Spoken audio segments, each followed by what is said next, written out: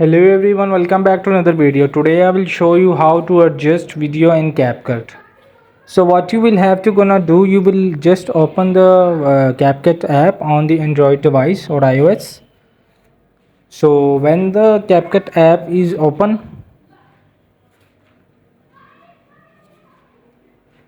you will see there is the already I will put the two clips of randomly football stadiums.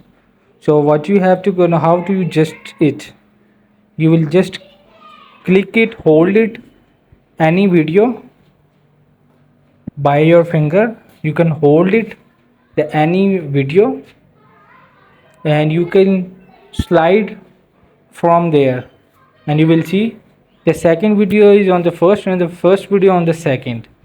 So this is how you adjust the video in CapCut. It's very simple. Again, you will hold it and you will first video on the last and the last video on the first, so you can easily adjust the video on CapCut. Hope this video helped you. Please don't forget to like and subscribe and get notified for more videos.